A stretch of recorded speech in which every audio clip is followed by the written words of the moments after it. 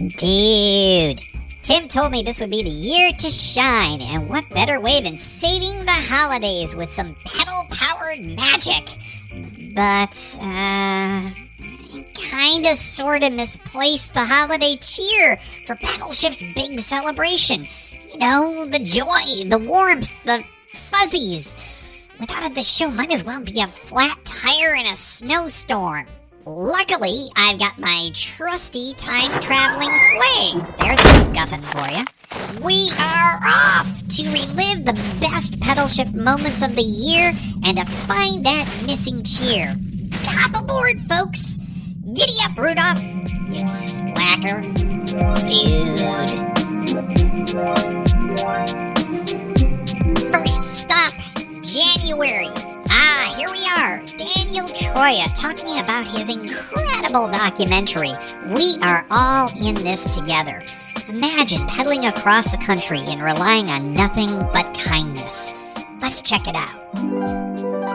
There was a certain unhoused man named Gary towards the end of the bike ride, and I was in pain, and I was the stress of trying to find like a safe place to sleep and trying to find food. And as my appearance was changing, I was getting treated differently, and I was just feeling just really mentally beat up. And Gary stops, and I truly believe he stopped because he felt the energy I was putting out. And he said, "Hey man, you okay?" I said, yeah, I'm just stretching. I'm in a little bit of pain. And he said, "Hey, hang out here for a second." And so he runs across the street, and with his food stamps, he buys me a bag of groceries, right? And in that moment, I actually had food. I didn't need the groceries, but what I did need was I needed someone to see me and recognize that I wasn't doing well. And Gary, he picked up on the energy where, in my opinion, because he'd been through difficult times in his life, he was able to recognize that energy I was putting out. And then he gave me a hug, and that was just so incredibly important for me, and one of the most impactful moments of my whole life, because now I think that we can all be like Gary in some way or the other. And it doesn't necessarily mean like giving someone food or money, but it can be a coworker. You kind of sense their energy's off a little bit, and just checking in, letting them know that they're seen and acknowledge them. I think that can do so much for a person. Did you hear that? Strangers becoming friends, the simple act of sharing. That's holiday cheer if I've ever seen it. One ingredient found. Onward! Zipping ahead to February. Florida's Space Coast. Look at that trail. Winter Garden. To the coast. To Disney World. That's a dream ride. And Disney at the end? That is pure magic. Getting away from Gemini Spring and still on the trail here. It is just beautiful. I keep making reference to the Spanish moss. This is a green tunnel that I'm going through right now that is all Spanish moss. Just stunning, just beautiful. Really enjoying this. Magic and adventure, folks. 2 more ingredients for holiday cheer. Let's keep rolling. May brings us to the C&O Canal towpath. Tim's riding slow and soaking in the scenery. I think I'm just going to kind of go and let the ride be the ride and see how things stumble out from there. We'll see how it goes. Maybe just even the ride to Union Station will feel good, and that makes a big difference sometimes. Just to shake off the rust a little bit and ride that fully loaded bike out there. So mindfulness, slowing down to enjoy the moment. That's what the holidays are all about. Add that to the list. And here we are in June. 10 years of Pedalshift. What a milestone. Let's take a peek at that celebration. When I first started the show, I liked podcasting, I loved bike touring, and at the time, there were no bicycle touring podcasts. And so I thought, oh, well, I'm pretty new at this, but why don't I just kind of document some of my experiences? And then I got the hubris to think that I could talk about other things as well. And if you remember early on in the show, I was talking about pedalpreneur and what we could do to kind of have entrepreneurial vibes to try to allow ourselves to do some more bike touring. And that certainly helped me early in the time. And then the show evolved, as so many of you know. At the outset of the show, the tour journals were a completely separate thing. And now I've integrated them mostly into the show. And that has been very helpful from a production perspective, because when I decided to go weekly, it gets hard over the course of 10 years to talk about a fairly niche thing every single week. So doing the tour journals as a part of the pod definitely has been a helpful kind of a thing.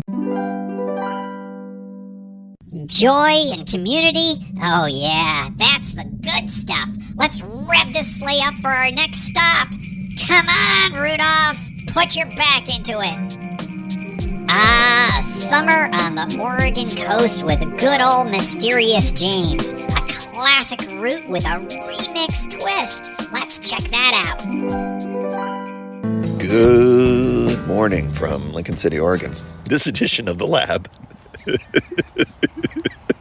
You remember, for those of you who have been with the show a long time, you remember I used to do the lab segments. Well, here's one.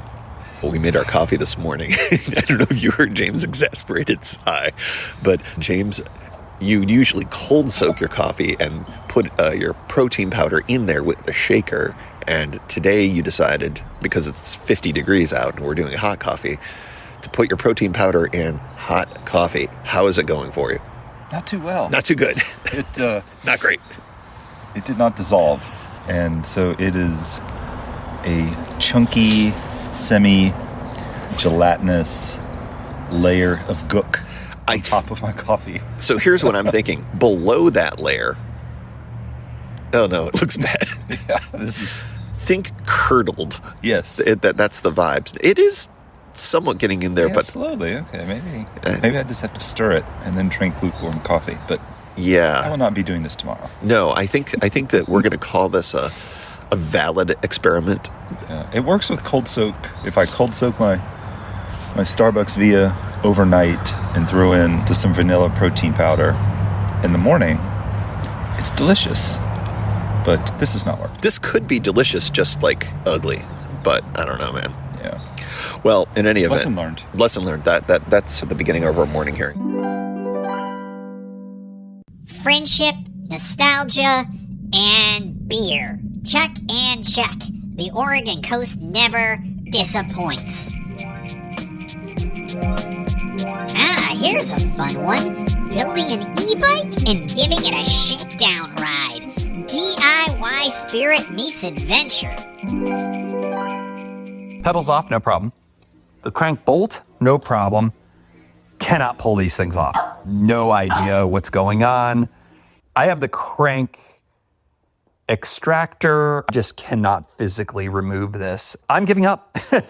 I'm going to take this to the bike shop in Hancock, and I'm just going to have them take the bottom bracket, the cranks and the bottom bracket off. I may bring the tools and say, hey, do I have the right tool?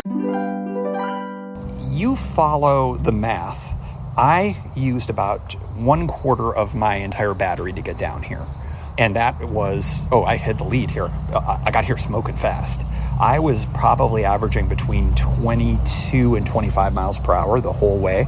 I was in assist level 5, and I was in my highest gear that I could get into. And so I was just cruising, and that was with a full-on headwind. It was wild. I did record that little bit that you may or may not have just heard. If you didn't hear it, it's because it was too incomprehensible. But if you did hear it, well, I'm telling you what you just heard. Creativity and perseverance. 2 more important ingredients for our holiday recipe. Rudolph, you are overrated. I'm telling you, I'm gonna rate you up. Let's go! October in North Dakota, Theodore Roosevelt National Park, and there's a lot of bison. Watch out, Tim. Oh, there's an interesting thing I just saw. Have I ever called out poop? Have I ever said, hey, I'm excited to see poop? Well, I am right now, because I just saw what has to be bison poop. So that is super exciting.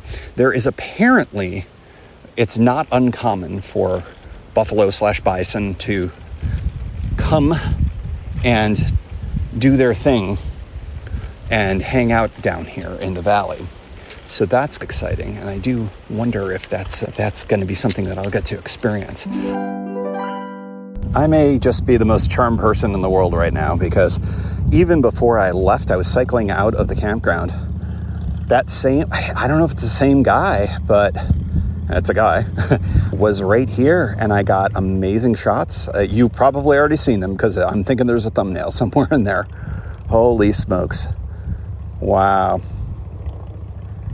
Yeah, unfortunately, my saddle is shifting around too much to do any kind of a real ride right now, but what a just stunning experience that was.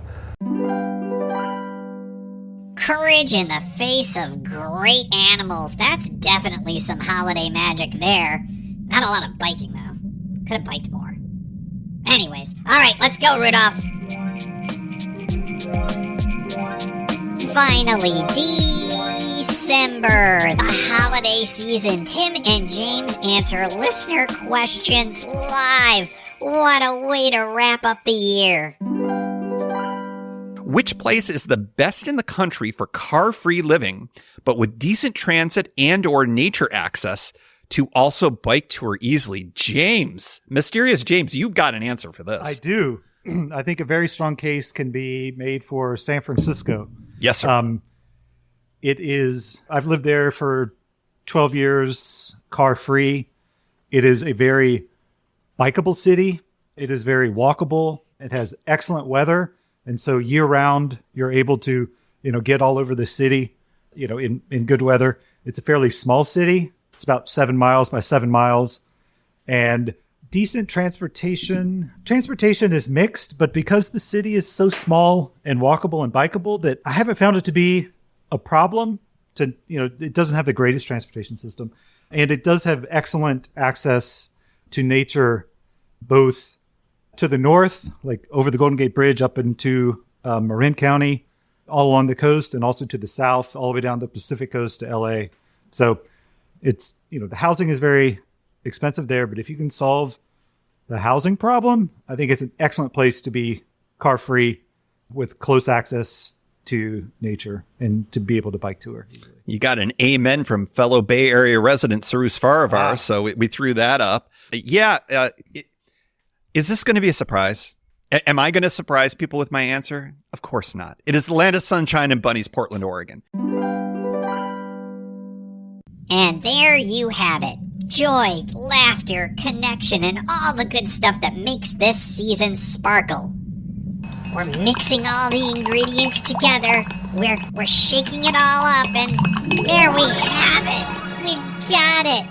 What a ride. What a season. We found all the cheer we needed, and Pedalshift's holiday spirit is back on track. Thanks for coming along, everyone. Happy holidays. Keep the rubber side down.